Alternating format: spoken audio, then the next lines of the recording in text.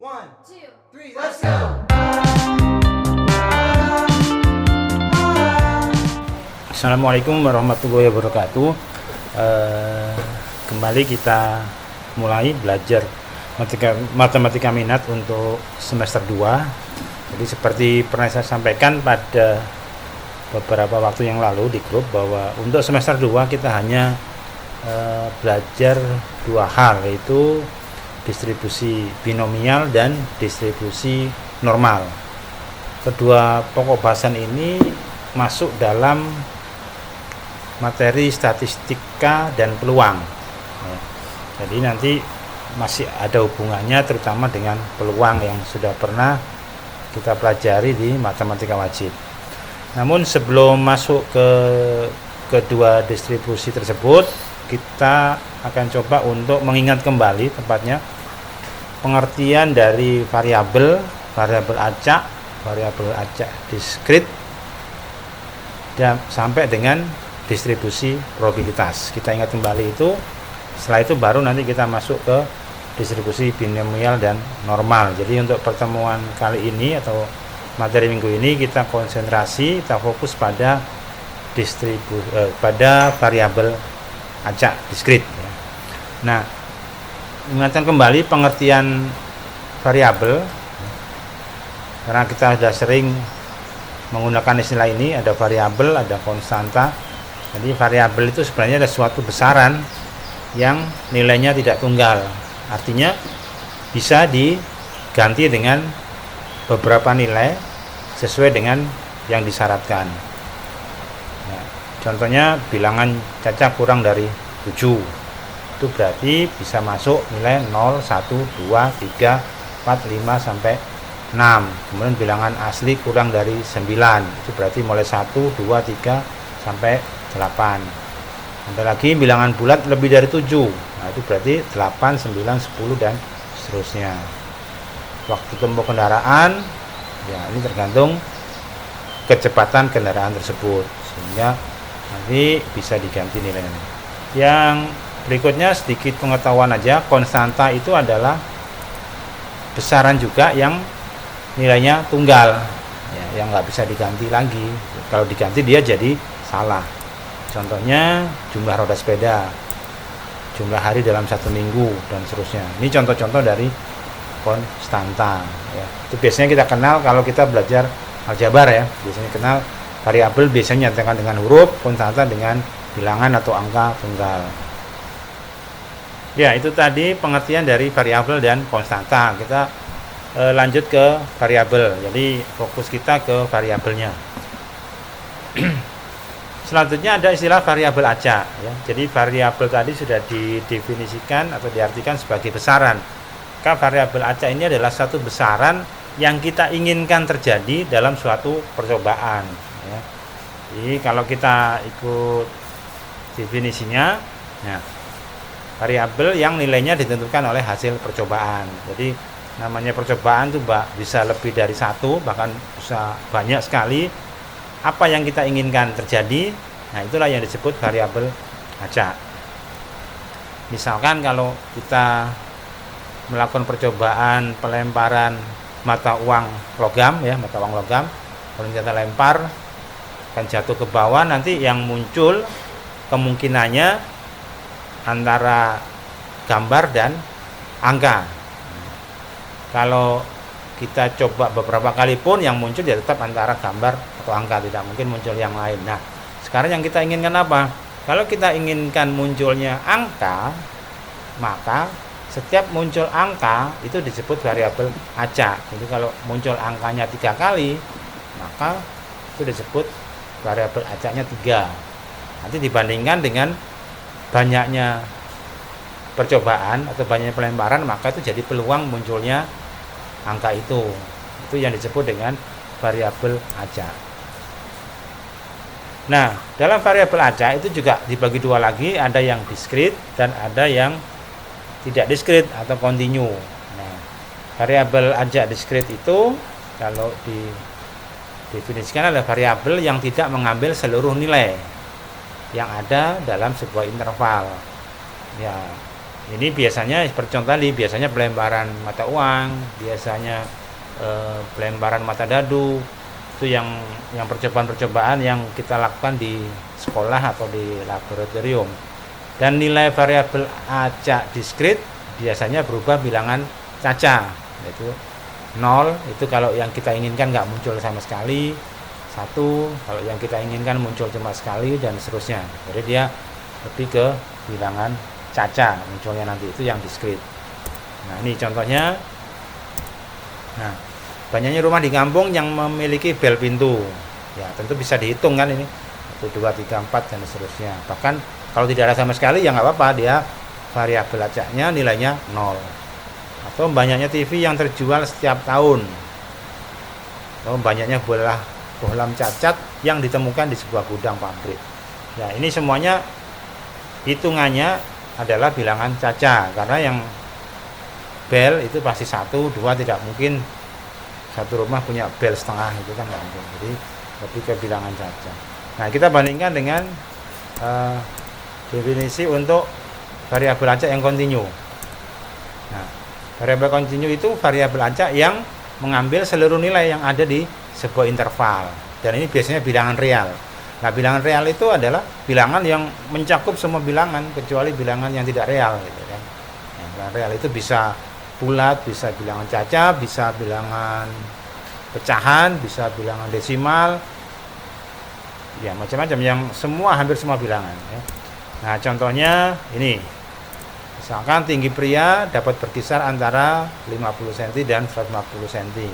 Berarti yang kita inginkan yang menjadi variabel acaknya adalah tinggi orang atau tinggi anak antara 50 dan 150. Jadi bisa jadi tingginya 51, bisa jadi 50,2 cm, bisa 50,3 cm, bahkan bisa 149,001 cm.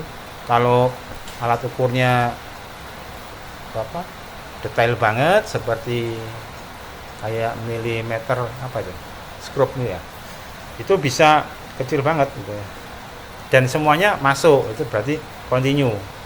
Ya, bedanya dengan yang tadi. Kalau yang tadi yang diskrit hanya bilangan cacanya yang kita ambil 50, 51, 52. Tapi kalau sudah masuk di kontinu bisa 51, 51 setengah, 51,3 dan seterusnya. Yang contoh kedua, volume susu yang dihasilkan seekor sapi dalam sebulan. Ya, kita nggak bisa memastikan susu itu diperas bisa menghasilkan 1 liter, 2 liter, 3 liter. Tidak bisa memastikan, bisa jadi dia 0, atau 1, atau 2, dan seterusnya. Di situ makanya tadi disebut ini variabel acak kontinu itu selalu bilangan real ya. Ini jadi pengertian variabel acak diskrit dan kontinu. Nah di bagian awal kita fokus pada variabel acak yang diskrit ya. Itu nanti masuknya ke distribusi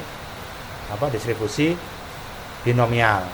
Nah, nanti yang kontinu ini masuk ke distribusi normal.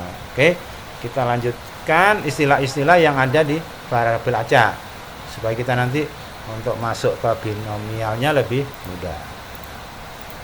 Contohnya nih, langsung saya berikan contoh kasus, nanti kita bedah apa-apa yang ada dalam kasus ini supaya nanti untuk menghitung distribusi binomialnya lebih mudah. Pertama contoh nih, suatu perusahaan ini ya menguji hasil produksi bohlam per hari. Nah setiap bohlam yang baru diproduksi dinyalakan dan dihitung banyaknya bohlam yang mati. Nah, tentu dalam satu hari ya, semua bohlam pasti tidak mungkin cuma 1, 2 tapi banyak. Nah banyak pun itu masih bisa dihitung ya, dihitung.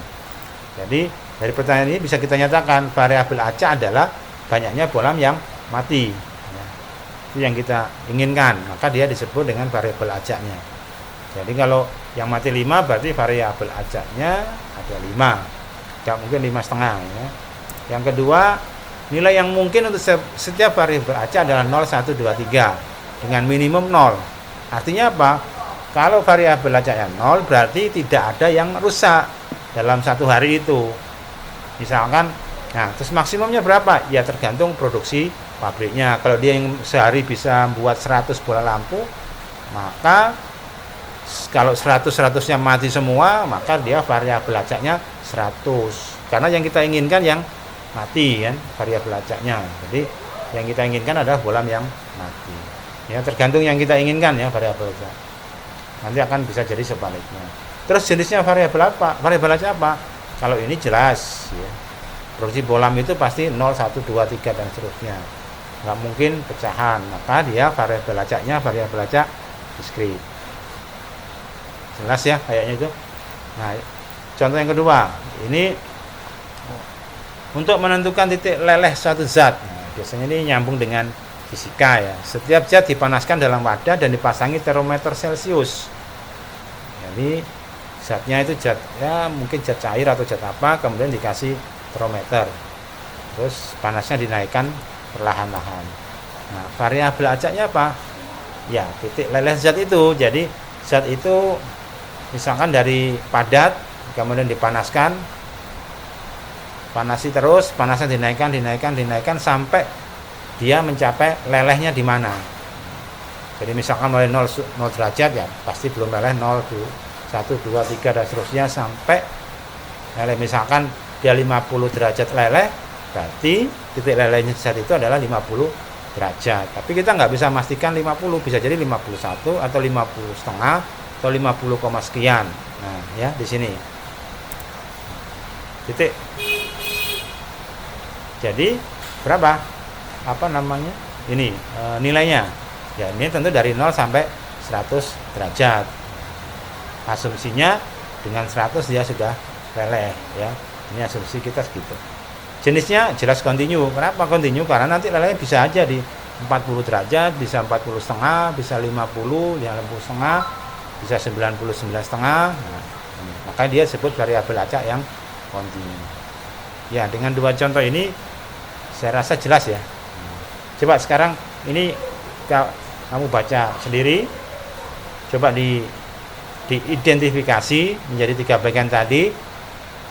Variabel acaknya yang mana, nilai yang mungkin untuk setiap variabel acak itu berapa, apakah dia kontinu atau diskrit. Nilai yang mungkin ya, salah ketik. Oke, silakan dicoba dicoret-coret.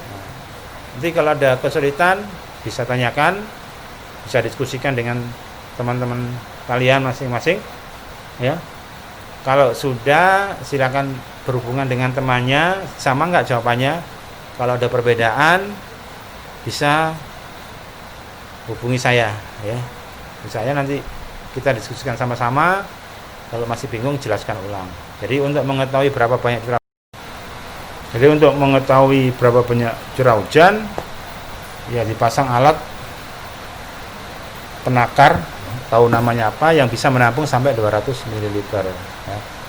Dan dihitung dalam waktu 24 jam. Nah, ini kita tentukan mana yang nilainya, jamnya atau mililiternya. Nah, ini diskusikan. Coba dijawab dulu ya, nanti baru cocokkan dengan teman.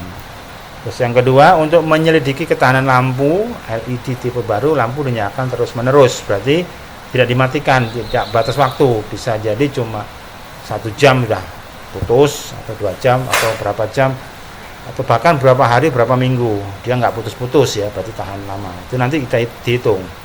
Yang ketiga, menguji daya elastis sebuah per. Per itu digantungi beban terus-menerus, ditambah dengan berat yang tetap. Ingat ya, berat yang tetap. Kalau ada yang belum tahu per ya cari di Google ya. Itu nanti pasti tahu. Ya.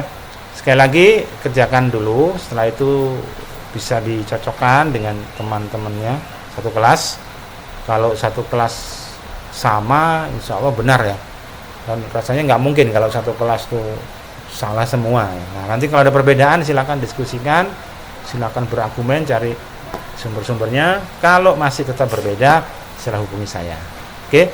Nanti setelah ini kita lanjutkan mengingat juga tentang peluang terjadinya variabel acak itu. Nah, variabel acak itu kita bahas nanti, kemudian kita nyatakan dalam bentuk distribusi. Yaitu setelah itu baru masuk ke distribusi binomial. Oke, ya. Kita berhenti dulu, kalian coba kerjakan ini dulu sebelum kita lanjut.